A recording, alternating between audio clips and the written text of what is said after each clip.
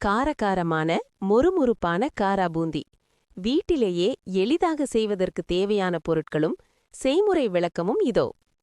தேவையான பொருட்கள்: மாவு கலவைக்கு கடலை மாவு 2 கப், அரிசி மாவு அரை கப், பூந்தி மொறுமொறுப்பாக இருக்க, மஞ்சள் தூள் 1/4 டீஸ்பூன், மிளகாய்த்தூள் 1 டீஸ்பூன் உங்கள் காரத்திற்கு ஏற்ப, பெருங்காயத்தூள் 1 சிட்டிகை, ஆப்ப சோடா அதாவது பேக்கிங் சோடா 1 சிட்டிகை விருப்பமென்றால் மட்டும், உப்பு தேவையான அளவு, தண்ணீர் மாவு கரைக்கு தேவையான அளவு, தாளித்து சேர்க்க வேர்க்கடலை 1/4 கப், முந்திரிப்பருப்பு 10 விருப்பமென்றால், பூண்டு 5 பல் தோலுடன் நசுக்கியது நல்ல மணம் தரும், கருவேப்பிலை 1 கைப்பிடி, மிளகாய்த்தூள் மற்றும் உப்பு கடைசியாக மேலே தூவுவதற்கு, எண்ணெய் பொரிப்பதற்கு தேவையான அளவு.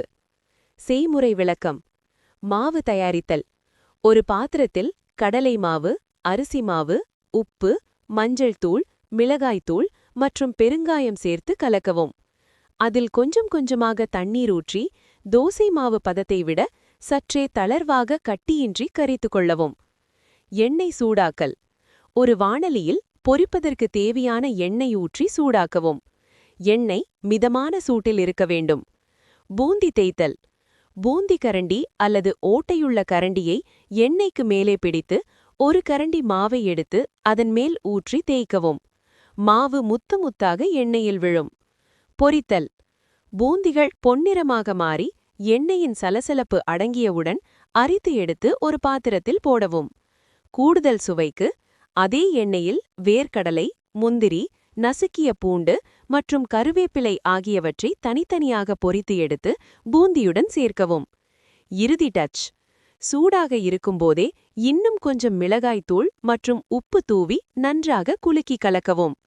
சிறு குறிப்புகள்: மாவு மிகவும் தடிமனாக இருந்தால் பூந்தி வால் வாலாக வரும்.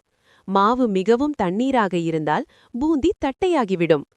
ஒவ்வொரு முறை மாவு ஊற்றும்போதும் கரண்டியின் பின்புறத்தை துடைத்துவிட்டு பயன்படுத்தினால் பூந்தி உருண்டையாக கிடைக்கும்.